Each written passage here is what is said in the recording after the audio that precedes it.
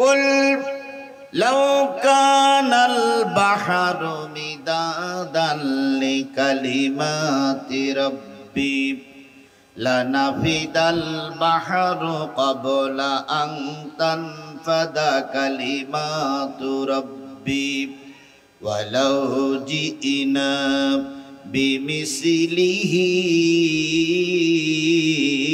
মাদাদা।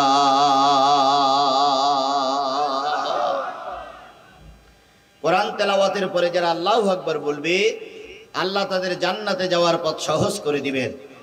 জোরে বলুন আল্লাহু আকবার। কুল লাউ কানাল বাহর, হে নবী আপনি বলে দিন পৃথিবীতে যত সাগর আছে, পৃথিবীতে যত নদ নদী আছে, পৃথিবীতে যত খাল বিল আছে, পৃথিবীতে যত পুকুর পুষ্করিণী আছে, এক কথায় পৃথিবীতে যত পানির উৎস আছে, সব পানিগুলো যদি কালি হয়ে যায়, পৃথিবীতে যত দাঁড়ানো গাছ আছে সব গাছগুলো যদি কলম হয়ে যায়, পৃথিবীতে যত সমান্তরাল জমি আছে সব জমিগুলো যদি সাদা কাগজ হয়ে যায়, দাঁড়ানো গাছ নামক কলম দিয়ে, সাগরের পানি নামক কালি দিয়ে, সমান্তরাল জমি নামক কাগজের উপরে তোমার রবের কথা লিখতে যদি শুরু করো, এক সময় কলমগুলো ফুরায়ে যাবে, কালিগুলো শেষ হয়ে যাবে। আর একটা সাগরের পানিও যদি কালি বানিয়ে নিয়ে এসো সেটাও শেষ হয়ে যাবে, তখনও পর্যন্ত তোমার রবের কথা লিখে শেষ করা যাবে না। বলুন তো সেই রবের নাম কি? আর একটু জোরে বলেন। সেই রবের নামটা যদি আমরা নেই খুশি হবে কে? আর এই রবের নামটা নিতে দেয় না, এই রবের নামটা মুখে উচ্চারণ করতে দেয় না, তিনি কে? শয়তান কি এই মজলিসে আছে? আছে আছে ঠিক তো? দেখাই দেন তো হুজুর এই সেই শয়তান।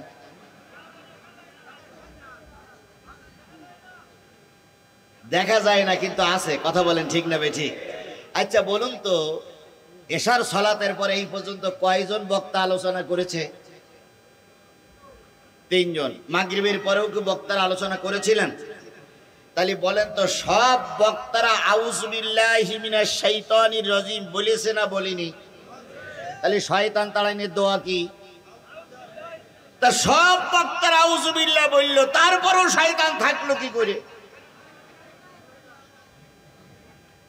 এখনো বলতেছেন আপনারা শয়তান আছে। শয়তান কি আছে? তারপরেও বলে আছে। আচ্ছা বলেন তো মসজিদে কি শয়তান থাকে? থাকে। আচ্ছা যদি নাই থাকবে তো জুতো চুরি করে কারা? আপনাদের এদিকে মসজিদ জুতো চুরি হয় তো? আলহামদুলিল্লাহ আমাদের ওদিকেও হয়। তাহলে জুতো চুরি সব জায়গায় হয়, তাহলে শয়তান সব জায়গায় কম বেশি এখানেও আছে। বুঝবেন কি করে? আলহামদুলিল্লাহ বলার সময় ডাইনি বামে সামনের দিক তাকাবেন, যদি জবান না খোলে, যদি মুখ না খোলে, পিছন দিক থেকে বগলের তলায় দুখন হাত দেবেন, দিয়ে উঁচু করে ধরি বলবেন হুজুর মাল পাওয়া গেছে। বলা যাবে? তাহলে এবার আকাশ বাতাস মুখরিত করে মহান মালিকের শুকর গুজার হচ্ছি, সবাই মিলে বলছি আলহামদুলিল্লাহ। আরো জোরে আলহামদুলিল্লাহ। সর্বকালের সর্বশ্রেষ্ঠ মহামানব যিনি এই পৃথিবীতে এসেছিলেন মানুষের কল্যাণের জন্য। কিসের জন্য? সব নেতারা আইছে কল্যাণের জন্য, আর নবী মুহাম্মদ রাসূলুল্লাহ সাল্লাল্লাহু আলাইহি সাল্লাম এসেছেন জাতির কল্যাণের জন্য। আচ্ছা আমাদের পাশের আরেকটা দেশ আছে, নাম তার ভারত। ভারতের টার্গেট হলো ছোট ছোট দেশগুলো কিভাবে ধ্বংস করবে, কিভাবে তাদেরকে দখল করে নেবে। এটা হলো কার টার্গেট? ভারতের টার্গেট। ও ভারত অনেক বড় দেশ, লোক সংখ্যা অনেক, আমরা ছোট্ট একটা খণ্ডের মানুষ বাংলাদেশ। আমাদের পরে তোমার এত কুনজর কেন ভাই? নড়ি চড়ি বলে চট্টগ্রাম দখল করব, 3-4 দিন পর পর বলে দিনাজপুর দখল করব। আপনারা চট্টগ্রাম আর দিনাজপুর দখল করবেন আর বাংলাদেশের মানুষ আঙুল চুষবে, ও ভাবনাটা মনে হয় ঠিক নয়। এটা সিকিম নয়, এটা ভুটান নয়, এটা শ্রীলঙ্কা নয়, এটা স্বাধীন সার্বভৌম আমার প্রিয় মাতৃভূমি বাংলাদেশ। আমার কাছে পারমাণবিক বোমা নাই, আমার কাছে মারণাস্ত্র নাই, আমার কাছে ক্ষেপণাস্ত্র নাই, কিন্তু ভারত জেনে নিও আমার আছে বুক ভরা ঈমান আর আছে বাঁশের লাঠি। একবার যদি তকবীর দিয়ে রাস্তায় নামি, কাকড়া খাবা ভারত ধুতির গিরে দেওয়ারও সময় পাবা না।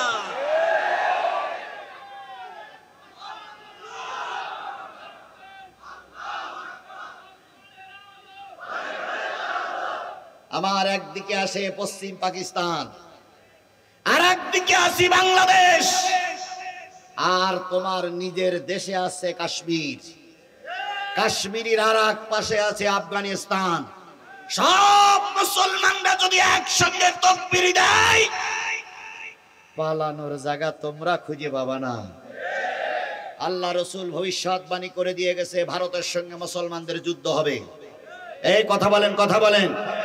ভারতের সঙ্গে যুদ্ধ হবে মুসলমানদের, সেই যুদ্ধে অনেক রক্তক্ষরণ হবে, কিন্তু পরবর্তীতে মুসলমানরা বিজয় অর্জন করবে। সুতরাং তার টার্গেট হলো দেশ দখল করা। আর আমাদের দেশে একজন ছিল, তার বক্তব্য ছিল যত লাশ পড়ে পড়ুক, গদি যেন ছাড়ে না। এই কথা বলেন, কথা বলেন, কথা বলেন। এই জন্য ময়দানে নামলেই শুধু সে বলতো গুলি করো, গুলি করো, গুলি করো। এক পর্যায়ে বাংলাদেশ জামাত ইসলামী আর বাংলাদেশ জাতীয়তাবাদী দল যখন দীর্ঘদিন আন্দোলন করে মাইর খেলো, মামলা খেলো, এক পর্যায়ে আল্লাহর কাছে দোয়া করতে শুরু করলো, আল্লাহ এই ফেরাউনির বাচ্চা থেকে বাঁচতে গেলে তোমার রহমত ছাড়া বাঁচার আর কোনো রাস্তা খোলা নাই। আল্লাহ রাব্বুল আলামিন রাস্তা খুলে দিলেন, একদল যুবককে রাস্তায় নামাই দিলেন। যুবকদের পিছনে মুরব্বীরা বুদ্ধি দিল, বিবেক কাজে লাগালো। যুবকেরা রাস্তায় নামলো। যুবকেরা রাস্তায় যখন নামলো, তখন আগের মতন টার্গেট ছিল, আগের মতন চিন্তা ছিল, এবারও গুলি করে পরিষ্কার করা যাবে। কিন্তু ফলটা দাঁড়ালো বিপরীত। প্রথম দিন গুলি করে মারা হলো, দ্বিতীয় দিন আরো বেশি ছাত্ররা রাস্তায় নামলো। তৃতীয় দিন আবু সাইদকে গুলি করে মারলো। চতুর্থ দিন রাস্তায় আরো মানুষ নামলো। শেষ পর্যন্ত ব্যক্তির বাচ্চা ময়দান ছেড়ে পালায়ে চলে যেতে বাধ্য হলো। যেদিন চলে যাবেন উনি সম্মানিত ব্যক্তি, তো যেদিন চলে যাবেন উনি, সেদিন পুলিশের হেড যিনি, তিনি যেই বলতেছেন, ম্যাডাম লাইন খুব বেশি ভালো ঠেকতেছে না। ম্যাডাম বললেন, বন্দুকে গুলি নাই? এই আছে। কয় চালাও। কয় ম্যাডাম আগে রাজনৈতিক দলের নেতারা রাস্তায় নামতো, দূরে একটা পড়ে গেলি সব পালাইতো, আর এরা দুটো পড়লি 8টা দাঁড়ায়, 8টা পড়লি 70টা দাঁড়ায়। কয়টা মারবেন, কয়টা মারবেন, কয়টা মারবেন? ম্যাডাম তখন বললো, তাহলে কি করতে হবে? কয় ম্যাডাম এবারেই চলে যাওয়ার সময় এসেছে। ম্যাডাম তখন খুব ক্ষোভের স্বরে বললেন, আমার বিরিয়ানি। তখন বললেন, আপনি যদি বিরিয়ানি খেতে যান তাহলে আপনার আর সময় জনগণ দেবে না। শেষ পর্যন্ত ছাত্র আন্দোলনের মুখে পালিয়ে যেতে বাধ্য হলো। কথা বলেন। তাহলে ভারতের টার্গেট হলো দেশ দখল করা, আর আমাদের দেশে স্বৈরাচার ছিল, তার টার্গেট হলো দীর্ঘদিন ক্ষমতায় থাকা। আমার নবী কি এমনটি ছিলেন? আরো জোরে বলেন, আমার নবী কি এমনটি ছিলেন? আমার নবীর ব্যাপারে আল্লাহ সার্টিফাই করেছেন, ওয়া ইন্নাকা লাআলা খুলুকিন আযীম।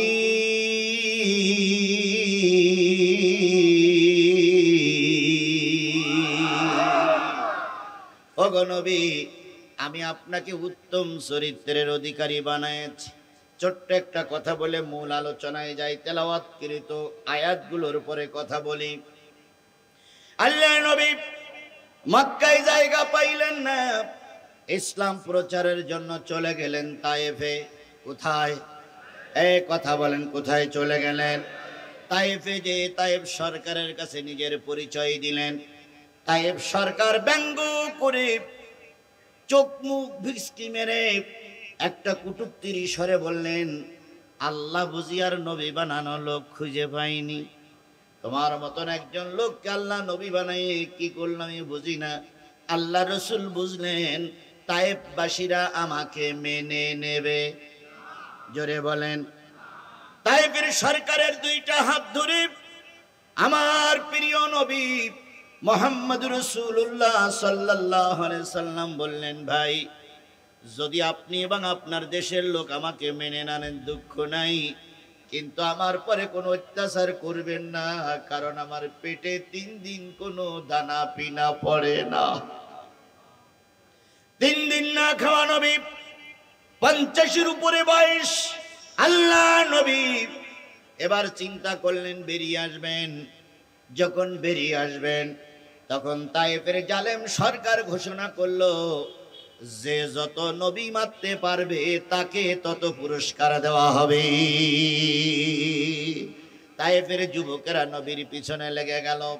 বলুন তো, নবী মানলে পুরস্কৃত করা হবে, সেই ঘোষণা আজও আছে না নাই? কথা বলেন, আজও আছে না নাই?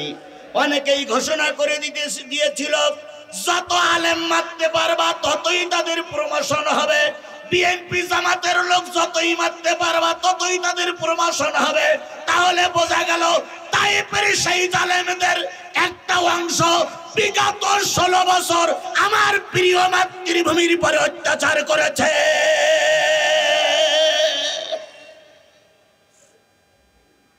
নবী সাল্লাল্লাহু আলাইহি সাল্লাম যায়েদকে নিয়ে বেরিয়ে আসলেন। কাফেরেরা আক্রমণ শুরু করলো। নবী বললেন, যায়েদ একটু সাইডে চলে যাও, তা না হলে 2 জনকে হয়তো মেরে দেবে। নবীজি বললেন সরে যাও। যায়েদ বললেন, ইয়া রাসূলুল্লাহ, আপনাকে বিপদে ফেলায় আমি কেটে পড়ব না। জেনে নেবেন বিপদের সময় যে ব্যক্তি পাশে থাকে সেই ব্যক্তি হলো সবচেয়ে বড় বন্ধু। কিন্তু আজকে কেন দেখতেছি বন্ধুরে আর বন্ধু চিনতেই পারে না? কেন দেখতেছি বন্ধুর বাড়ি গেলি বন্ধু আর ভালো চোখে কথা বলে না? এখন যেন বন্ধুরে আর চিনতে পারতেছে না।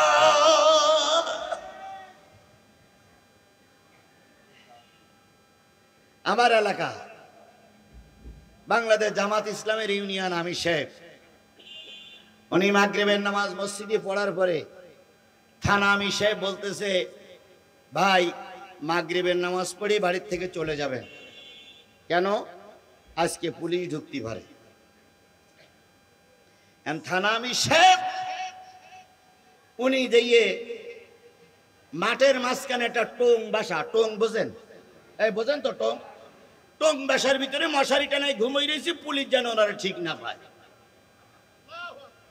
এখন আরেক দলের ইউনিয়ন সভাপতি, আমি নাই নামটা নাই বললাম, উনি চিন্তা করতেছে পুলিশ আসলে আমার মত পর্যন্ত মনে হয় আসবে না। রাত 12টার সময় চৌকিদার ফোন দিয়েছে, স্যার পুলিশ ঢুকেছে। এখন উনি লুঙ্গিটা ধরে সোজা দৌড় দিয়ে যাবে না যাবে জামাত ইসলামের আমির যে বাসায় শুয়ে আছে ওই বাসায় গিয়ে ঠেলে উঠেছে।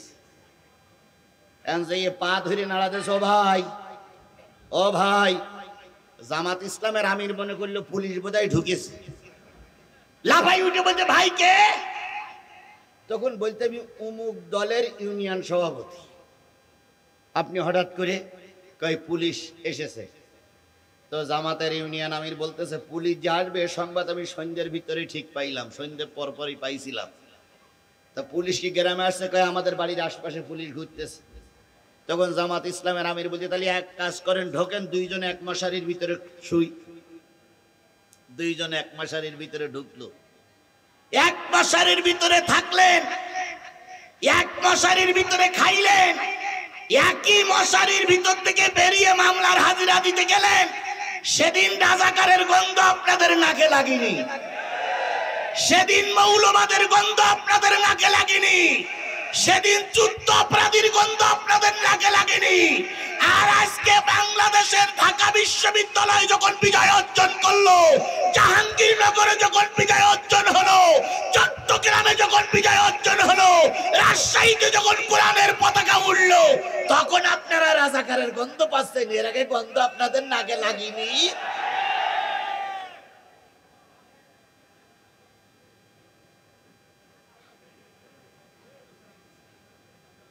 সমস্যা এই জায়গায়, অনেক সময় বন্ধু বন্ধুর পরিচয় দিতে চায় না। অসুবিধা কোথায়? বাংলাদেশ জামাত ইসলামের আমির বলেছে, কেন্দ্রীয় আমির বলেছে, আমরা ক্ষমতায় না দিয়ে যদি আরেকটা দল ক্ষমতায় যায় আমরা সাধুবাদ জানাবো। আমরা যদি একটাও আসনও নাও পাই, তবু জনগণের খেদমত থেকে আমরা দূরে সরে যাব না। আমরা বুক ফুলিয়ে কথাটা বলতে পারি, আপনার মুখ দিয়ে কেন এ কথাটা বাহির হয় না? কেন বাহির হয় না? কেন বাহির হয় না?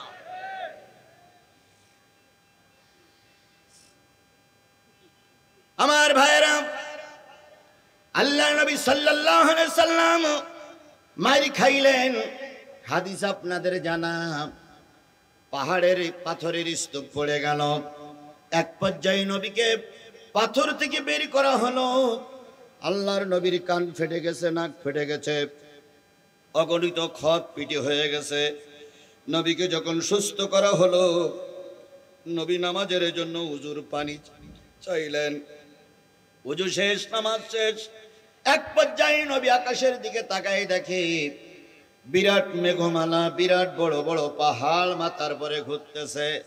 আর ওই পাহাড়ের পরে বসে আছে হযরত জিবরিল আলাইহিস সালাম। জিবরিলকে রাগান্বিত নবী দেখে বললেন, ও জিবরিল, অবস্থা কি? কয়েকবার হুকুম দিলে এই পাহাড় দিয়ে জাতিরে ভিসে ডালা করে ফেলবো, সবগুলোরে মেরে দেবো আল্লাহর নে, আপনি শুধু অনুমতি দিলে। রহমতের নবী, দয়ার নবী তখন চোখের পানি ফেলাই জিবরাইলের কাছে কাকুতি মিনতি করে বললেন, জিবরিল, আল্লাহরে বলে দাও আল্লাহ যেন রাগ করে না। পৃথিবীর সব মানুষগুলো যদি মারা যায়, আমি নবী কালেমার দাওয়াত কার কাছে পৌঁছাবো? এত কষ্ট পাওয়ার পরে নবী জাতিরে কি করলেন? ক্ষমা করে দিলেন। এই ক্ষমার আদর্শে আমরাও বিশ্বাস করি। কথা বলেন ঠিক না বেঠিক? এই জন্য বাংলাদেশ জামাত ইসলামী এক বাক্য দিয়ে বলে দিয়েছে, যদি কেউ তওবা করে ফিরে আসে জামাতের জন্য, তার জন্য দরজা খোলা। কথা বলে ঠিক না বেঠিক? সুতরাং আমরা প্রতিশোধে বিশ্বাসী নয়, আমরা ক্ষমার আদর্শে বিশ্বাস করি। তাহলে যে রসুল জাতিকে ক্ষমা করে দিয়েছিলেন, সেই রসুল আপনার আমার নবী নয়? তাহলে সেই নবীর নাম শোনার পরে যে ব্যক্তি দুরূদ শরীফ পড়বে না, সে ব্যক্তি বড়ই কৃপণ, বড়ই গাদ্দার। এই জন্য আমরা রসুলের নামে দুরূদ আর সালাম দিয়ে শুরু করছি, সকলে মিলে বলছি সাল্লাল্লাহু আলাইহি ওয়াসাল্লাম।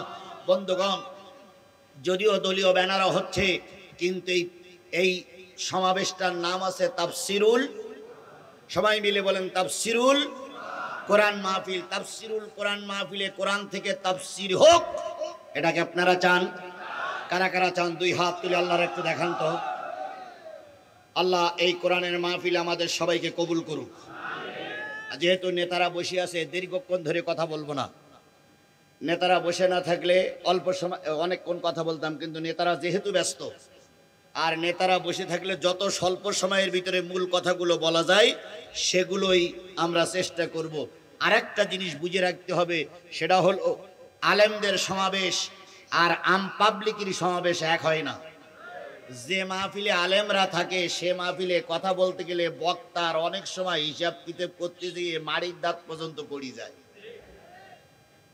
আমি লক্ষ্য করছি বড় বড় আলেমরা সব বসা, আমি যে কোন দিক থেকে কোন দিক যাবা দিশে মিশে খুঁজে পাচ্ছি না ভাই। তারপরে কিছু কথা আল্লাহ মুখ দিয়ে বলাক, সকলে মিলে বলুন আমিন। এক লোক গেছে এক এলাকায় মাহফিল করতে, যে কমিটির লোকের কাছে জিজ্ঞেস করছে আমার কোনো সাবজেক্ট দেওয়া আছে কিনা। কয় না হুজুর, আপনি যা খুশি তাই বলবেন, ওয়াজ যেখান থেকে খুশি সেখান থেকে করবেন, কোনো সাবজেক্ট নেই। তো বক্তা জিজ্ঞেস করছে মঞ্চে তো বলতেছে না আজকে মঞ্চে আলেম নেই, ওসব রাজনৈতিক দলের নেতারা ওরা কুল্লাহ শুরু ভালো করে করতে পারে না, কেমন জানি আপনি যা খুশি তাই বলবেন।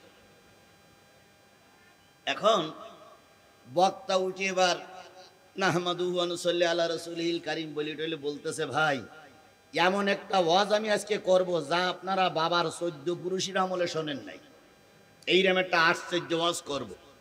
শ্রোতা চিন্তা করতে তাহলে তো বিরাট বক্তা, কি ওয়াজ করবেন হুজুর? কয় আমি এক জঙ্গলে গেছিলাম বেড়াতে, সেই জঙ্গলে একটা গাছ আছে, সেই গাছের পাতা যদি পানিতে পড়ে সঙ্গে সঙ্গে বাঘ হয়ে যায়, না কুমির হয়ে যায়, সঙ্গে সঙ্গে কুমির হয়ে যায়, যারে পায় তারে খায়, যারে পায় তারে খায়, যারে পায় তারে খায়। আবার ওই পাতাটা যদি ডেঙায় পড়ে সঙ্গে সঙ্গে বাঘ হয়ে যায়, যারে পায় তারে খায়, যারে পায় তারে খায়। আমি সেই জঙ্গলের কথা, সেই গাছের কথা, সেই বাঘ আর সেই কুমিরের ওয়াজ আজকে করব। একজন শ্রোতা বলতেছে হুজুর পাতা পানিতে পড়লে কি হয় বলেন আপনারা? কুমির হয়। একই পাতা ডেঙায় পড়লে কি হয়? আচ্ছা হুজুর ওই পাতা যদি অর্ধেক পানিতে পড়ে আর অর্ধেক যদি ডেঙায় পড়ে তাহলে হুজুর ওরা কি হবে? হুজুর কমিটির লোকের বলছি তুই যে বললি এখানে কোনো আলেম নেই, বললি যেখানে লোকমা দেওয়া লোক নেই, ওই যে লোকমা দেশে আসসালামু আলাইকুম ওয়া আখিরু দাওয়ানা আলহামদুলিল্লাহি রাব্বিল আলামিন। শ্রোতা বলতে হুজুর ওয়াজ কয় এখানে চলবে না, লোকমা দেওয়া লোক আছে। এখন ভাই লোকমা দেওয়া লোক থাকলে ওয়াজ করতে গেলে বাড়ির দাঁত খসে যাওয়া স্বাভাবিক। তারপরও আমরা কোরআন থেকে কিছু কথা বলতে চাই, আল্লাহ আমাদের কবুল করুক, সকলে মিলে বলুন আমিন। তাহলে এইটার নাম কিসের মাহফিল? তাফসিরুল কোরআন মাহফিল মানে কি? তাফসির মানে ব্যাখ্যা, মাহফিল মানে তাফসিরুল কোরআন মানে কোরআন, আর মাহফিল মানে গণজামায়াত। আপনারা গণজামায়াত করেছেন, এটারে বলে আরবিতে মাহফিল। কোরআন তো আমার সামনে আছে, তাফসির মানে ব্যাখ্যা। তাহলে যেই মাহফিলে কোরআন থেকে ব্যাখ্যা করা হয় ওইটার নাম হলো তাফসিরুল কোরআন মাহফিল। তার মানে এই মাহফিলে কিসের থেকে তাফসির হবে? এখন আমি যদি 30 পারার তাফসির করি, আপনারা কি শুনতে রাজি আছেন? আছেন? বুঝে শুনে হাত তুলেন। আছেন না? 30 পারার তাফসির করব, চোখ হালকা করে দেখবো মাইকল নেই, কই সে মাইকল কই? এখন আছে। ও ভাই 30 পারার আয়াত কত? 6666 আয়াতের তাফসির করতে গেলে বক্তার পক্ষে অসম্ভব, শ্রোতার শুনতেও। রমজান মাসে কোরআন খতম হয়, প্রথম দিন মসজিদ ভরে যায়, হাফেজ সাহেব পড়ে 2 পারা, পরের দিন ওই একই মসজিদে 3 কাতার কেটে পড়ে, কারণ কালকে যে পড়া পড়েছি আমরা আর শুনতে রাজি না। তাও হাফেজ সাহেব পড়ে আলহামদুলিল্লাহি রাব্বিল আলামিন আর রহমানির রহিম মালিকি ইয়াউমিদ্দিন ইয়াকা না'বুদু ওয়া ইয়াকা নাস্তাঈন ইহদিনাস সিরাতাল মুস্তাকিম সিরাতাল লাযীনা আন'আমতা আলাইহিম আলিফ লাম মিম যালিকাল কিতাবু লা রাইবা ফিহি হুদাল লিল মুত্তাকিন আল্লাযীনা ইউমিনুনা বিল গায়ব ওয়া ইউকিমুনাস সালাতা ওয়া মিম্মা রাযাকনাহুম ইউনফিকুন আল্লাযীনা। কি তাড়াতাড়ি পড়ে! তারপরে মুসল্লি থাকে থাকে শেষ পর্যন্ত 25 রোজা এসে দেখা যায় সেই এশারক্তে যে কয়জন ছিল সেই কজন ছাড়া বাকি লোক সব চলিয়া গিয়াছে। তাহলে এত সুন্দর করে তাড়াতাড়ি পরে তাই থাকে না। আর আমি যদি কোরআনের 30 পারা তাফসীর করি, 7-8 দিন ধরে যদি তাফসীর করতেই থাকি, চোখ আলগা করে দেখা যায় মাইকলা ছাড়া আর কেউ নাই। হয়তো বলা হয় মাইকলা তুমি হলে ভালো শ্রোতা, মাইকলা একটু রেগে মেগে বলবে হুজুর আপনি ছেড়ে না দিলে তাই মাইক নিয়ে যেতে পারছি না, এই জন্য বসে আছি। তাহলে কোরআনের ফুল তাফসীর করলে আপনারা শুনতে রাজি নয়, তাহলে তাফসীরুল কোরআন কেন? বিশেষ একটা সূরা বিশেষ কয়েকটা আয়াতের পরে ব্যাখ্যা করার নাম হলো তাফসীরুল কোরআন মাহফিল। আমি আপনাদের সামনে বাছাই করে নিয়েছি সূরা মুদ্দাসসির 41, 42, 43, 44, 45 5টা আয়াতের পরে কথা বলবো ইনশাআল্লাহ। আমাকে একটা সময় দেওয়া হয়েছে, তার সেইটা আগে ছেড়ে দেওয়ার জন্য চেষ্টা করব। আল্লাহ আমাদের সবাইকে ধৈর্যের সঙ্গে শেষ পর্যন্ত কবুল করুক। আর একটু জোরে বলেন, আরো জোরে বলেন। আশেপাশে অন্যান্য দলের নেতা কর্মীরা যারা আছেন পায়ে ধরে অনুরোধ করি ভাই আমি আপনাদের বিরুদ্ধে কিছু বলার জন্য আসিনি। আমাকে আনা হয়েছে কোরআন থেকে বলার জন্য। দয়া করে আমার আলোচনাগুলো শুনুন, হয়তো আল্লাহ হেদায়েত দিয়ে দিতে পারে। আমাদের দেশের একটা কালচার হয়েছে, যদি শোনে জামাতের প্রোগ্রাম তো তাবলিগাওয়ালারা আসে না, তারপর অন্যান্য হুজুররা আসে না। যদি শোনে তাবলিগির প্রোগ্রাম তাহলে অন্যান্য হুজুররা বসে না। যদি জামাতের ব্যানার দেখে বিএনপির ভাইরা আসে না, বিএনপির ব্যানার দেখে জামাতের ভাইরা আসে না। আচ্ছা, ওটা জামাতের ব্যানার, বিএনপির ব্যানার, আওয়ামী লীগের ব্যানার, জাতীয় ব্যানার, ওটা হলো রাজনৈতিক ব্যানার। আর তাফসিরুল কোরআন মাহফিল কোনো রাজনৈতিক ব্যানার? এই কথা বলেন, তাফসিরুল কোরআন মাহফিল কোনো রাজনৈতিক ব্যানার? সুতরাং সকল দলের সকল কর্মীদের এখানে অনুরোধ করছি, আজকের কোরআন শুনুন, হয়তো আল্লাহ হেদায়েত দিয়ে দেবে। কোন অমুসলিম ভাই থাকলে তাদের কাছে অনুরোধ করছি, এ কোরআন শুধু মুসলমানদের জন্য নাজিল হয়নি, এ কোরআনে আপনাদের আলোচনা আছে। সুতরাং আপনারাও যদি কোনো ব্যবসা বাণিজ্য থাকেন, প্রতিষ্ঠান বন্ধ করে কোরআন শুনুন, মা বোনেরা শুনুন। আল্লাহ আপনাদের সবাইকে হয়তো আজকের মাহফিলে হেদায়েত দিয়ে যেতে পারে। আল্লাহ আমাদের সবাইকে কবুল করুন। তাহলে আলোচনা হবে কিসের থেকে? এবার আসুন, কোরআন থেকে আলোচনা করার আগে কিছুটা একটা কথা বলে, আল্লাহ রসুল বলেছেন আদ-দীনু নাসিহাতুন সালাসা, আদ-দীনু নাসিহাতুন সালাসা, আদ-দীনু নাসিহাতুন সালাসা। রসুল কথাটা 3 বার বললেন। দিন একটা উপদেশ, দিন একটা নসিহাত, দিন একটা ওয়াজ, দিন একটা নসিহাত। কুল্লাল ঈমান, নবীজি বললেন দিন একটা নসিহাত। সাহাবীরা বলেন ইয়া রাসূলুল্লাহ, বক্তা যখন ওয়াজ করবে, ভালো করে শোনেন, বক্তা যখন ওয়াজ করবে ওই বক্তার ওয়াজের ভিতরে কয়টা জিনিস থাকবে? নবীজি বললেন বক্তা যখন ওয়াজ শুরু করবে বক্তার ওয়াজের ভিতরে 5টা জিনিস থাকা লাগবে। কয়টা? সবাই মিলে বলুন। এই 5টা জিনিস যদি না থাকে সেটারে তাফসীর মাহফিল বলা যাবে না, ওয়াজ মাহফিলও বলা যাবে না। সাহাবী আজমাইনগণ বললেন ইয়া রাসূলুল্লাহ, সেই 5টা জিনিস কি কি? নবীজি বললেন ক্বালা লিল্লাহ, বক্তা যখন আলোচনা করবে সে যেন মঞ্চে দাঁড়িয়ে আল্লাহর কথা স্মরণ করে। যে মাহফিলে আল্লাহর কথা স্মরণ হয় না ওই মাহফিলটারে তাফসীর মাহফিল বলা যাবে? আরো জোরে বলেন। অনেক বড় বড় জামায়াতে দেখা গেছে বিভিন্ন নেতাদের প্রশংসা করে, কিন্তু আল্লাহর নামটা মুখে উচ্চারণ করে। এই জন্য ওই নেতাদের কখনো কখনো পরানো হয় ফুলের মালা, আবার ওই নেতারা কখনো কখনো পরে জুতোর মালা। আজকে বিনা ভোটে দিনের ভোট রাতি করে পরেছো ফুলের মালা, কয়দিন পরে এমন তারা খাইছো বউটারে সঙ্গে নিয়ে যেতে পারো নাই, একা একা ভারতে যেয়ে জুতোর মালা কুড়াচ্ছ। আল্লাহর নামটা স্মরণ করো, আল্লাহর নামটা মুখে নাও, একালেও সম্মানিত হবে, পরকালেও সম্মানিত হবে। কিন্তু আমাদের কিছু লোক আছে একালে সম্মানিত হতে চায় না, একালে মিথ্যা কথা বলে বিরাট সম্মান অর্জন করে, কিন্তু পরকালের জন্য তাদের রয়েছে জাহান্নাম। আমি ওইদিকে যাচ্ছি না। তাহলে কোরআনের মাহফিলে প্রথম কার আলোচনা বলুন? 2 নম্বর হলো রাসূলিহি, রাসূলের নামে দুরূদ। 3 নম্বর হলো কিতাবিহি, কিতাব থেকে আলোচনা। 4 নম্বরে আম্মাল মুসলিমিনা ওয়া আম্মাতিহিম, সাধারণ মুসলমান এখানে এসেছে, এরা এসেছে কি জানার জন্য, কি শোনার জন্য? এমন কিছু আলোচনা বক্তার মুখ দিয়ে হবে যে আলোচনাগুলো যেন সাধারণ মানুষের কল্যাণে আসে। তাহলে 1 নম্বরে কার কথা? 2 নম্বরে রাসূলের কথা। 3 নম্বরে কিসের থেকে? 4 নম্বরে আপনারা। 5 নম্বরে মঞ্চে বসে আছে সব নেতা। মঞ্চে বসে আছে কি? সব নেতা। এই নেতাদের গুণবলী কি হবে? আগামী জাতীয় সংসদে কোন নেতা যাবে, আগামীতে কোন নেতা ক্ষমতায় গেলে দেশের এবং দেশের উপকার হবে, আগামীতে কোরআনের নেতা ক্ষমতায় গেলে দেশের কি উন্নতি হবে, কোন নেতা ক্ষমতায় গেলে কোরআনের পক্ষে কাজ করবে, এইরকম নেতাদের কিছু আলোচনা এখানে হওয়া লাগবে। কথা ক্লিয়ার?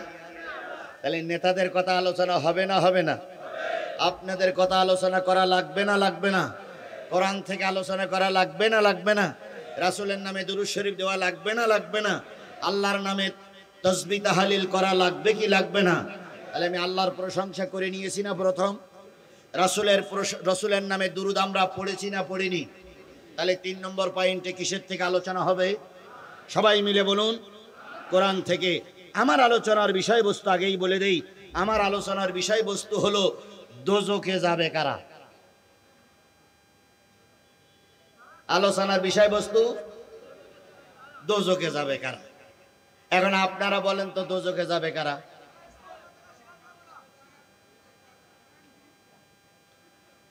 কেউ বলতে কোরআন বিরোধীরা, কেউ বলতে ইসলামে কি স্বীকার করবে না, ইসলামের পতাকা স্বীকার করবে না, এরাই যাবে দোজখে। আচ্ছা, আপনারা কি এই দুইজনের কথার সঙ্গে আপনারাও একমত? আচ্ছা, ওরা তো বুঝলাম যে এ দুজনের যুক্তি ঠিক আছে, কিন্তু বাংলাদেশের যতগুলো রাজনৈতিক দল আছে, কোন দলের নেতারা জাহান্নামে যাবে এটা কি বলা যাবে? যাবে? আমি বলতে পারবো না, আমি বলতে পারবো না, আমি বলতে পারবো না। তাহলে এবারে স্পষ্ট করে বলে দিতে পারি, যদি আওয়ামী লীগের ভিতরে বেনামাজি বেশি থাকে, আওয়ামী লীগ জাহান্নামী দল, একথা বলার অধিকার আমার আছে না নাই? যদি বিএনপির ভিতরে বেনামাজি বেশি থাকে, তাহলে বিএনপি জাহান্নামী দল। যদি বাংলাদেশ জামাত ইসলামের ভিতরে বেনামাজি বেশি থাকে, নিঃসন্দেহ জামাত ইসলামী একটা জাহান্নামী দল। আল্লাহর ভাষা অনুসারে আমি একথা বলতে পারি না পারি না? এই কথা বলেন, একথা বলার অধিকার আমার আছে না নাই? একথা বলার অধিকার আমার আছে না নাই? তাহলে যেই দলে বেনামাজি বেশি, সেই দলটা যাবে কোথায়? সেই দলটা যাবে কোথায়? এবার আসুন, আপনি নামাজি, কিন্তু আপনি যে দলটা করেন সেই দলের অধিকাংশ লোক বেনামাজি। আপনি আগামী নির্বাচনে যারা সাপোর্ট দিচ্ছেন, যারা ভোট দিয়ে জাতীয় সংসদে পাঠাবেন, এই লোকটা কোরআন পড়তে পারে না, এই লোকটা 5 ওয়াক্ত নামাজ পড়ে না, এই লোকটা চাঁদাবাজির সঙ্গে জড়িত, এই লোকটা সুদঘুষের সঙ্গে জড়িত, তাহলে বলা যায় আপনার নেতা জাহান্নামী।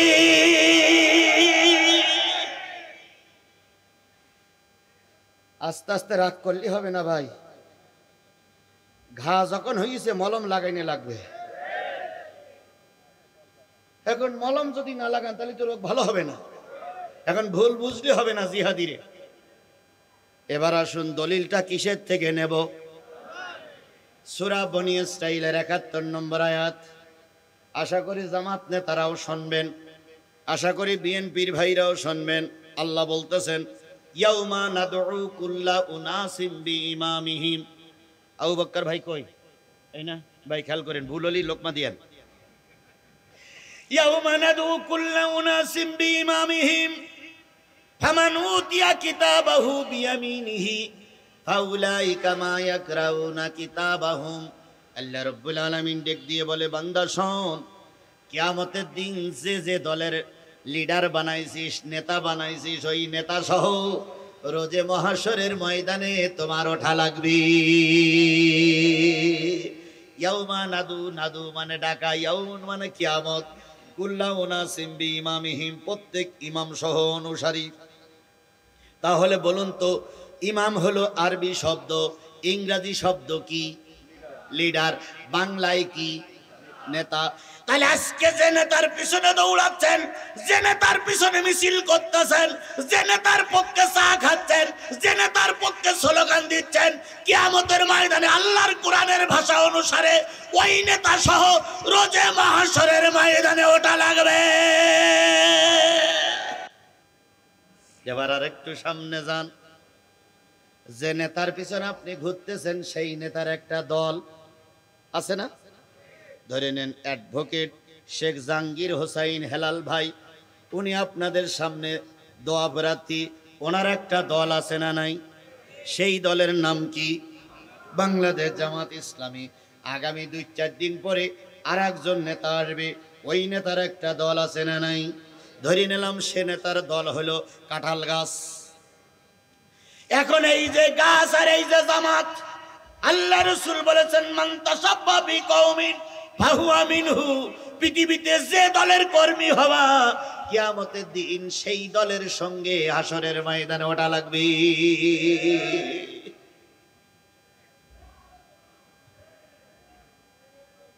কি মিছিল শুরু হইল নাই নাকি? যতই মিছিল শুরু হোক, 11টা পর্যন্ত কোনো ছাড়াছাড়ি হবে না। আমি ছাড়া বক্তৃতা করতে পারি না, নরম বক্তৃতা করতে পারি না আমার ভাইয়েরা। তাহলে কিয়ামতের দিন নেতা সহ ওটা লাগবে। এবার সূরা বাকারায় যান, ইস্তাবারাল্লাযীনা তুবিউ মিনাল্লাযীনা তাবাউ ওয়া রাআউল আযাবা ওয়া তাকাত্তাআত বিহিমুল আসবাব। আগামী এমপি নির্বাচনে যারা আপনারা ভোট দিয়ে নেতা বানাবেন, এই নেতাও মারা যাবে, আপনারাও কিছুদিন পরে মারা যাবেন। কিয়ামতের দিন এই নেতা যখন রোজে মাহশরের ময়দানে উঠবে, আপনারা যারা ভোটার ছিলেন তারা উঠবেন। এবার উঠে ওই নেতার পক্ষে স্লোগান দেবেন, নেতা আপনার পক্ষে আমরা ভোট করেছিলাম, আপনার পক্ষে আমরা মানুষের কাছে ভোট চেয়েছিলাম, আপনার পক্ষ অবলম্বন করে ওই যে জনসভায় গিয়েছিলাম, মিছিলে গিয়েছিলাম, মিটিংয়ে গিয়েছিলাম। নেতা বলবে তোরাই আমার সাপোর্ট করেছিলি বলেই তো আমি নেতা। হঠাৎ করে জাহান্নাম থেকে ওয়ারাউল আযাব, একটা আযাবের লেলিহান শিকা বাহির হয়ে এসে বলবে, ও খুলনার 2 নম্বর নেতার কর্মীরা আসো আসো আসো। তখন কর্মীরা পিছন দিক থেকে বলবে, নেতা ওয়ারাউল আযাব, আযাব দেখো, আযাব কি কায়দা আমাদের ডাকতেছে, আপনি ওই আযাব থেকে আমাদের মুক্তি দেন। নেতা তখন বলবে, ভাই রে তুই আর আমি যে দল করতাম, এই দলে তো নামাজি লোক ছিল না, এই দলে তো আমরা ভালো কাজ করিনি, এই দলে ছিল সাদাবাজ বেশি, এই দলে ছিল টেম্পু স্ট্যান্ড দখলকারী বেশি, এই দলে ছিল কি বলে বিভিন্ন মারো কাটো খাও পাটি বেশি, এই দলের ভিতরে ছিল ধর্ষণকারী বেশি। সুতরাং আমি তোর কোনো উপকার করতে পারবো না, তুই তোর মতন কাজ দেখ। আল্লাহ বলতেছে, ওই কর্মীরা তখন ডেকে ডেকে বলবে, আল্লাহ এই নেতার একবার দুনিয়ায় পাঠাও, আমাদের একবার দুনিয়ায় পাঠাও, তোমার কাছে আওদা করছি, যেই নেতার দল করলে জাহান্নামে যাওয়া লাগে, ওই নেতার দল আমরা দুনিয়ায় আর একবার সুযোগ পালি করব। আল্লাহ উত্তর দিচ্ছি, ওয়ামাহুম বিখারিজিনা মিনান নার।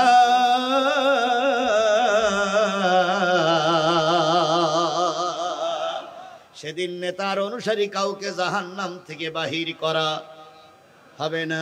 তাহলে বোঝা গেল যেই দলে নামাজি বেশি সেই দলটা জান্নাতি দল, আর যেই দলে বেনামাজি বেশি সেই দলটা কি দল? আরো জোরে বলেন, সেই দলটা কি দল? বলুন তো, জাতীয় সংসদের আসন কত? 300 আসনের ভিতরে বাংলাদেশ জাতীয়তাবাদী দল, আমার প্রিয় ভাই, একই মশারির ভিতরে ঘুমাইছি।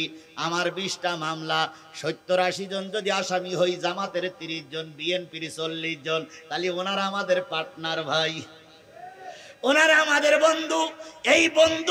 এই বন্ধু ওনারা যদি ক্ষমতায় যেতে চায়, কতগুলো আসন থাকা লাগবে? 151টা আসন না হলে ওনারা ক্ষমতায় যেতে, বাংলাদেশ জামাত ইসলামী যদি ক্ষমতায় যেতে চায় কয়টা আসন লাগবে? 151টা আসন লাগবে।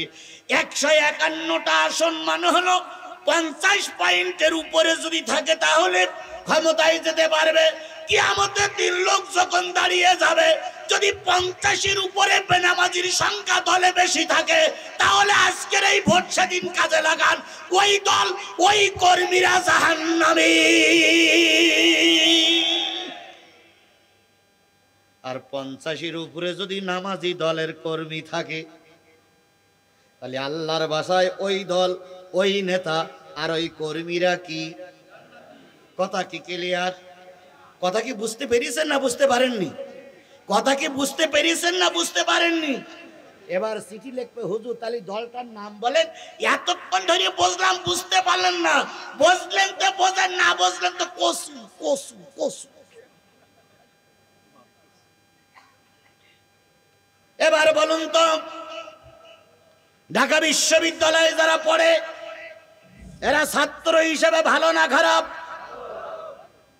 মাথায় সব গোবর পোড়া,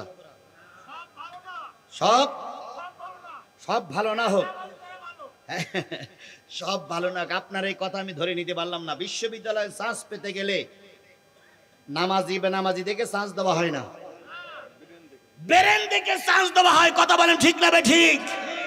এক একটা বিভাগে লোক নেবে 100, পরীক্ষা দেয় 1 লাখ। লোক নেবে কত? পরীক্ষা দেয় কত? 1 লাখ। প্রথম রিটেনে পাশ করে 500, তাহলে ফেল করলো কত? 99,500। এইবার ভাই ভাই যেয়ে 200 রাখে, ফেল করাই দেয় কত? এই 200 ভাই ভাই নেয় 1 লাখের থেকে বাছাইকৃত উচ্চ মেধাবী মেধা সম্পন্ন ছাত্র ছাত্রীদের। এরপরে ওর থেকে 1-এর থেকে বাছাই করতে করতে এসে 100 পর্যন্ত নিয়ে নেওয়ার পরে ওই ছাত্রদেরকে বলে, কর্তৃপক্ষ বলে, বাজান দুঃখিত, আমাদের এখানে আর ভ্যাকান্সি খালি নেই, দেখো অন্য কোনো সাবজেক্টে ভর্তি হতে পারো কিনা। তাহলে 1 লাখের থেকে বাছাইকৃত 100 জন ভর্তি হলো, তাহলে তাদের কতটুক মেধা, কতটুক যোগ্যতা? ঢাকা বিশ্ববিদ্যালয়ে চাইলেই মদ পাওয়া যেত, চাইলেই নারী পাওয়া যেত, চাইলেই অস্ত্র পাওয়া যেত, অস্ত্রের মহড়া চলতো। সেই ঢাকা বিশ্ববিদ্যালয়ের মেধাবী ছাত্র ছাত্রীরা যদি কোরআনের পক্ষে সাপোর্ট দিতে পারে, তুমি খুলনার লবণচড়া মানুষটা এখনো কি চিন্তা করছো? এখনো মেধা কাজে লাগাতে পারছো না। ওই যুবকেরা টার্গেট নিয়েছে, তুমি নির্দ্বিধায় টার্গেট নাও। ওরা কোরআনের পক্ষে, আমরাও কোরআনের পক্ষে।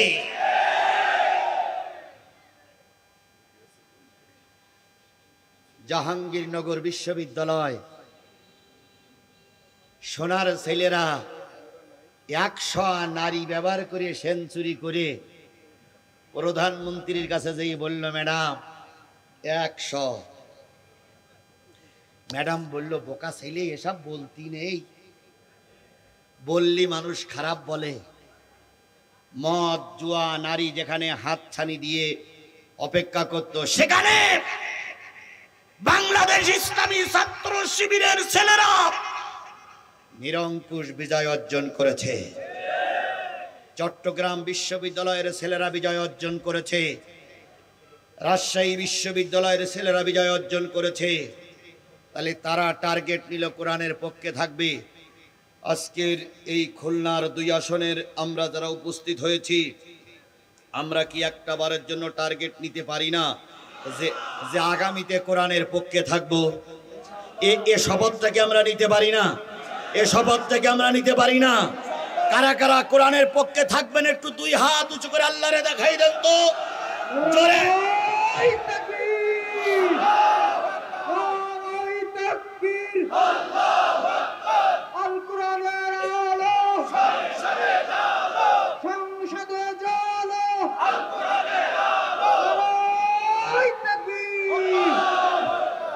এবার আমি আপনাদের একটা আগাম সংবাদ বলি। আমি সাতক্ষীরার মানুষ। সাতক্ষীরার আসন হলো 4টা আসন থেকে মুহাদ্দিস আব্দুল খালেক, মুহাদ্দিস রবিউল বাশার, ইজ্জতুল্লাহ ভাই, গাজী নজরুল ইসলাম 4 জন কোরআনের পথের প্রতীক আমাদের সাতক্ষীরা আসন থেকে প্রতিদ্বন্দ্বী করার জন্য ইতিমধ্যে নাম ঘোষণা করা হয়েছে। আমি আজকের এই বিশাল জনতার সামনে খুলনার এই বুকের পরে বসে বলে গেলাম, আমি আমার 4টি আসনকে কোরআনের জন্য উপহার দেব ইনশাআল্লাহ। 1 নম্বর, আমি এখান থেকে 15-16 দিনের একটা সফর শেষ করে সাতক্ষীরে ঢুকেছিলাম। আল্লাহ যদি চায় আজকের সফর শেষ করে আমি দিনাজপুরের উদ্দেশ্যে রওনা হব। গোটা বাংলাদেশ সফর করে আমি যা বুঝেছি, এই অবস্থা যদি বিরাজমান থাকে, আগামী দেশ হবে টুপিওয়ালাদের দেশ, আগামী দেশ হবে কোরআনওয়ালাদের দেশ, আগামী জাতীয় সংসদে জামাত ইসলামীরা প্রতিনিধিত্ব করবে। সেই 151টা আসনের ভিতরে অ্যাডভোকেট শেখ জাহাঙ্গীর হোসেন হেলাল 151টা আসনের ভিতরে একজন থাক, এ দাবিটাকে আমি আপনাদের কাছে রেখে যেতে পারি। সেই দাবিটা রাখতে কারা কারা রাজি আছেন? দুই হাত উঁচু করে আল্লাহরে দেখা।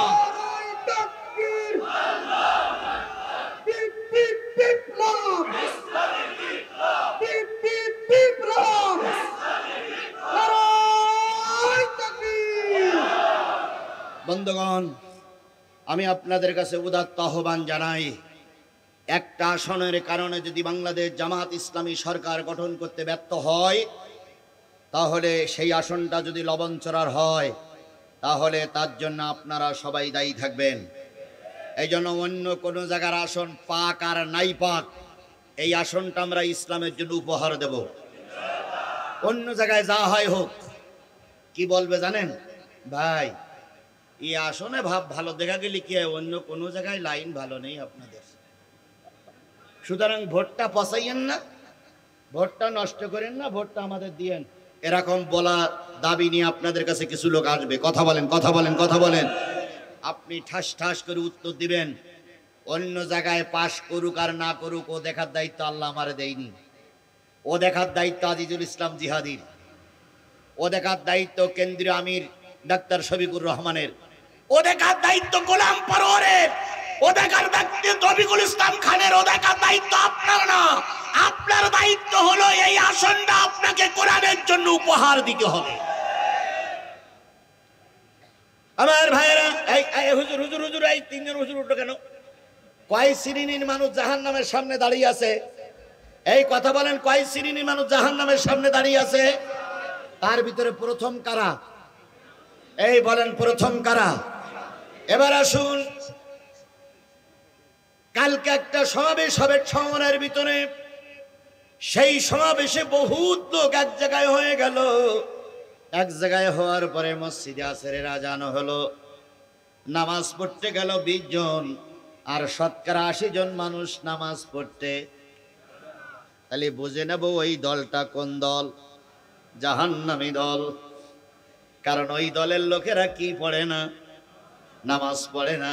তাহলে এবার কালকের থেকে টার্গেট দিবেন, যেই দলের লোক নামাজ পড়ে বেশি, যেই দলের লোক ইসলাম প্রিয় বেশি, আমরা সেই দলের পক্ষেই থাকব। সে দলটা কোন দল, ওটা আপনারা হিসাব করে নেবেন। এবারে জান্নাতি মানুষগুলো বলতেছে, বুঝলাম যারা প্রথম লাইনে আছে ওরা বেনামাজি, 2 নম্বর লাইনে তোরা কারা? বেনামাজির সঙ্গে তোরাও সঙ্গ দিছিস কেন? ক্বালু লাম নাকু মিনাল মুসাল্লিন। এবার 2 নম্বরেরা বলবে, ক্বালু লাম নাকু মিনাল মুসাল্লিন ওয়া লাম নাকু নুতিমুল মিসকিন। আমরা যারা 2 নম্বর লাইনে আছি রে ভাই, আমরা হলাম গরিবের মাল খাওয়া বাটি। গরিবের কি খাওয়া বাটি? কথা বলেন, কি খাওয়া বাটি? তাহলে আল্লাহর ভাষায় গরিবের মাল যারা খাবে তারা যাবে কোথায়? এ দল যদি জামাত ইসলাম হয়, জামাত ইসলাম কোথায় যাবে? ডাইরেক্ট আমি বলে দিয়ে গেলাম, ফতোয়া দেওয়ার অধিকার একমাত্র আছে আমাদের বাংলাদেশে একজনের, তিনি হচ্ছেন ওই বিমানে চড়া হুজুর আব্বাসী হুজুরি ছাড়া ফতোয়া দেওয়ার অধিকার আমাদের কারোর নাই। ওনার কাছে আছে কাফেরের ঝুড়ি, এ কাফের, ও কাফের, ও মুনাফিক। সুতরাং ফতোয়া দেওয়ার অধিকার আমার নাই। তবে আমি একটা কথা বলতে পারি, আল্লাহর ভাষায় হলো, যারা গরিবের মাল খাবে তারা যাবে কোথায়? তারা যাবে কোথায় বলেন তো? এই দেশে দেশে, এই এলাকায়, গোটা বাংলাদেশে টেন্ডারবাজি, চাঁদাবাজি, টেম্পো স্ট্যান্ড দখল, সাদা পাথর দখল, তারপরে পাথর দিয়ে মানুষ মারা, এ কাজগুলো সব জামাত ইসলামের লোক করতেছ না ভাই? কি বলে? আমাদের ওদিক তো শোনা যায় সব জামাত ইসলাম করে। জামাত ইসলাম করে এ কাজ? জোরে বলেন, এ কাজ জামাত ইসলাম করে? তাহলে কোন পার্টি করে ওটাকে আপনাদের জানতে বাকি আছে? জোরে বলেন, জানতে বাকি আছে? আল্লাহর ভাষায় যারা গরিবের মাল অন্যায় ভাবে খাবে, মানুষের পকেটের টাকা জোর করে নেবে, এরাও কিয়ামতের দিন যাবে জাহান্নামে, জাহান্নামে, জাহান্নামে। একজন লোক 3টে বাচ্চা কাচ্চা, 2 জন বাপ মা, 5 জনের সংসার নিয়ে ফুটপাতে ব্যবসা করে খায়। সন্ধ্যেবেলা তুমি যে 500 টাকা চান্দা চাও, কোন কাণ্ড কেন? পারলে রিক্সা চালাই খাও, না পারলে ভিক্ষা করো। বাড়িতে যদি কোনো কিছু খাওয়ার না থাকে রাস্তার পাশে কুকুরের গোশত খাও। কিন্তু একজন গরিব মানুষের কাছে যেই কেন বলো 500 টাকা দাও? একথা বলার অধিকার তোমার নাই। কথা বলেন ঠিক না বেঠিক? ও তিলে তিলে একটা ব্যবসা প্রতিষ্ঠান গঠন করেছে, তুমিও ব্যবসা প্রতিষ্ঠান গঠন করো। তবে দয়া করে সাদাবাজি করো না, সাদাবাজি করো না, সাদাবাজি করো না। আর সাদাবাজি ধরা পড়লি পর কয় কি ও আমার দলের কেউ না। কি সুন্দর একটা কালচার হয়ে গেছে, দলের কেউ না। যখন চাঁদা তুলে রাত্রি তোমার পকেটে গোজে তখন ঠিক পাও, আর যখন ধরা পড়ে তখন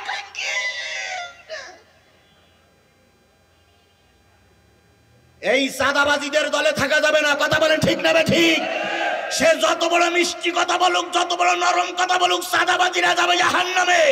আমি সাদাবাজির দলে নেই নেই নেই। এবার বলেন তো, বাংলাদেশ জামাত ইসলামীর কোন সমাবেশ হলে সমাবেশে যত খরচ নেতারা দেয় না কর্মীরা দেয়? বুঝে শুনে বলেন, কারা দেয়? কারা দেয়? কর্মীরা দেয়। অন্যান্য দলের সমাবেশ হলে যত খরচ হয় সব কারা দেয়? নেতারা দেয়। ব্যবধান কোন জায়গায় দেখেন?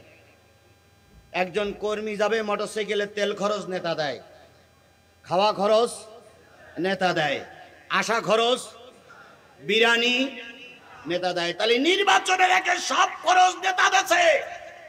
ওই নেতা আপনার পিছনে 5 কোটি টাকা খরচ করে যদি এমপি হয়, ও ক্ষমতায় যে ওই 5 কোটির জায়গায় আরো 5 কোটি তুলে তারপর আপনার দেবে। তার আগে কানা করি পর্যন্ত আপনার দেবে না। সুতরাং যে নেতা আগে টাকা খরচ করে ওই নেতার ভোট দিলি ও আগে খাবে, আগে খাবে, আগে খাবে। আর যে নেতা কর্মীদের টাকায় চলে, ওই নেতা কর্মীদের কাছে বিক্রি। কথা বলেন ঠিক না ঠিক? কারণ তোমার মোটরসাইকেলের তেল আমার টাকা, তোমার সমাবেশে বক্তৃতা আমার টাকায়, আমার টাকায় তোমাকে নেতা বানিয়েছি। একটা টাকা তসরুপ করলে অবশ্যই নেতারে জবাবদিহিতা করা লাগবে। এই জন্য খুলনার এই 2 আসনে যদি জনগণের টাকায় নেতা চলে, তাহলে জনগণের জন্য যা আসবে সব নেতা কর্মীরা ভাগ পাবে। আর যদি নেতার টাকায় আপনারা চলেন, ওরা সব ভাগ করে খাবে। কথা বলতে গেলে একে থাপড় মেরে 2টা দাঁত ফেলাই দেবে আর বলবে, এই বেটা আমার টাকায় তুই চলেছিস, এখন তুই মাতবরি করিস কেন?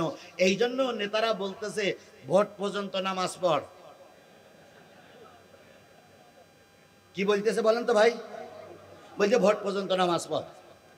তো একজন কর্মী বলছে কেন ভোট পর্যন্ত নামাজ পড়ো কেন? ভোটের পরে আর পড়া লাগবে না, কারণ ভোট পর্যন্ত নামাজ পড়, লোক বুঝুক যে আমরাও নামাজি। এরা কারে ধোকা দিচ্ছে? জোরে বলেন কারে ধোকা দিচ্ছে? আরো জোরে বলেন কারে ধোকা দিচ্ছে?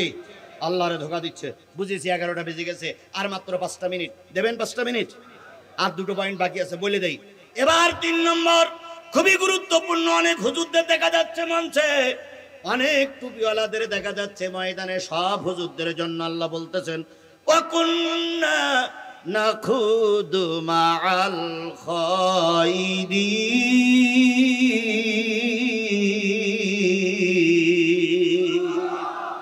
জান্নাতীরা তাকাই দেখলো প্রথম লাইনে যারা আছে তারা কি? কথা বলেন না কেন? তারা কি? দ্বিতীয় লাইনে যারা আছে তারা কি? গরিবের মাল খাওয়া মাটি। এবার জান্নাতীরা উপরের থেকে তাকাই বলতেছে, ভাই রে, 3য় নম্বরে যারা দাঁড়াই আছো দেখলি তো হুজুর হুজুর মনে হয়। এই তোমরা ওই লবণঝরা মসজিদের ইমাম ছিলে না? তুমি না সেই লোক? তখন ইমাম সাহেব বলবে, হ্যাঁ ভাই আমি। এই আজিজুল ইসলাম, তুমি ওই এই ব্রিজের নিচে মাহফিল হয়েছিল, তুমি বক্তৃতা করেছিলে না? হ্যাঁ হ্যাঁ আমি সেই হুজুর। তো তোমরা দোজখে আসলে কেন? তোমরা না হুজুর, তোমরা না টুপিওয়ালা, তোমরা না পাগড়িওয়ালা, তোমরা দোজখের সারি লাইন দেছো কেন? তখন হুজুরগুলো বলবে, আমরা সব জিনিস বলতাম, কিন্তু আল্লাহর কোরআনের আইন, আল্লাহ দুনিয়ায় প্রতিষ্ঠিত হোক, এটা আমরা কখনো চাইনি। আমরা বলতাম মানুষের কাছে একরকম, আর ভিতরে ভিতরে বাধা দিতাম আর একরকম। এই জন্য আল্লাহর কাছে আজকে জিনিসটা বাহির হয়ে গেছে, তাই আল্লাহ আমাদেরকে দোজকের লাইন দিয়েছে, আমাদেরকে দোজকে দিচ্ছে। তাহলে বোঝা গেল যেই মৌলবী, যেই টুপি, যেই হুজুররা দিন কায়েমের পক্ষে থাকবে না, ওই হুজুররাও যাবে জাহান্নামে। এ জাতীয় হুজুর আমাদের দেশে আছে না নাই? জোরে বলেন আছে না নাই? কিছু হুজুররা বিভিন্ন দলের বিরুদ্ধে ফতোয়া দিচ্ছেন। আমি আপনাদের বিরুদ্ধে আল্লাহর কাছে নালিশ করে গেলাম, যদি আগামীতে ইসলাম ক্ষমতায় না যায়, তার জন্য আপনাদের মতন কিছু টুপিওয়ালারা দায়ী, টুপিওয়ালারা দায়ী, টুপিওয়ালারা দায়ী। সব টুপিওয়ালারা কি ইসলামের পক্ষে? জোরে বলেন পক্ষে? কেউ পড়িয়াছে খানকা নিয়ে, কেউ পড়িয়াছে গদি নিয়ে, কেউ পড়িয়াছে বক্তা নিয়ে। ইসলাম প্রতিষ্ঠিত হোক অনেক আলেমেরা চাচ্ছে না।